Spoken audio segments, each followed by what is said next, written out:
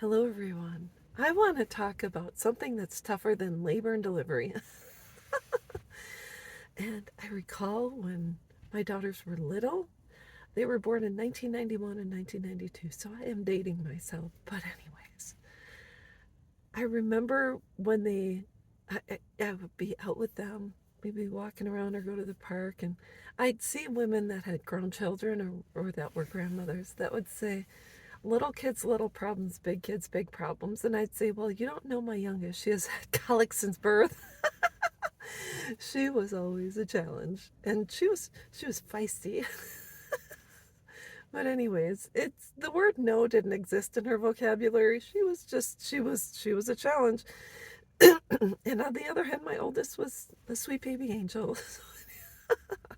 So anyways, the one thing more challenging than labor and delivery is parental estrangement.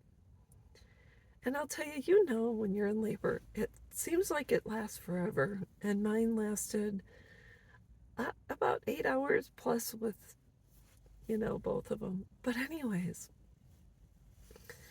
when it comes to parental estrangement, you just don't know when it's going to be over. For some people, it lasts a week, some people a year, some people 2 years. And mine's been going in for 15 years. And it's a continual thing for me. And so, anyways, excuse my throat. I haven't talked much today. But anyways, when it comes to parental estrangement, there are labor pains, and they're kind of like contractions, except it's your heart instead of your uterus contracting. And so you just don't know when it's going to end. It's not just a 1 day thing or 2 day thing, or women that have been in labor for 48 hours and then they have to go in for a C-section. This is an ongoing. And not only that, contractions over time get stronger. You go from a 0 to a 10. But when it comes to estrangement, the pains far supersede anything you could experience when you're in that delivery room. I don't know about you, but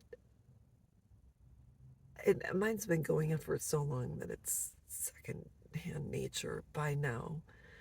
And I have no contact with my estranged daughters. So I can say, fortunately or unfortunately, I'm not exposed to attacks, retaliation. If they slander me, I don't know. I was told by someone who knows us that my daughter's telling people I'm deceased, which is period, end of sentence in her life. But so I haven't opened the door to allow them to contact me. And if they reached out, it would have to be through family members that would say, your daughters want to speak with you. And then it would be a lot of contemplation. What is the reason behind the request? So all I have to say is that I am a survivor.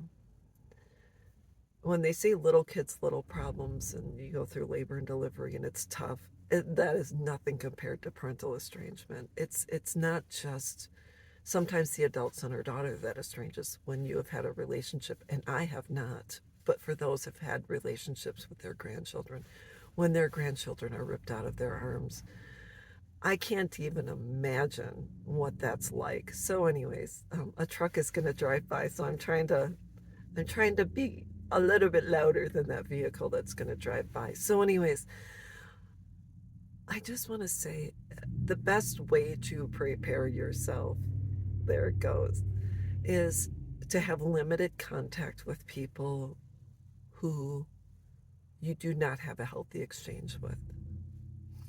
With people who do not wish you well, with people who are only reaching out because they want something from you and not because it's going to be a give and take relationship, which is full of love, compassion, empathy, etc. Relate to people who you would call if you were in the hospital or going into surgery. That's pretty much how it goes. And I don't know what else to say on the topic, but those are it's I guess that's all I've got. So, anyways, I will be back and I'll talk with you guys later. Bye bye.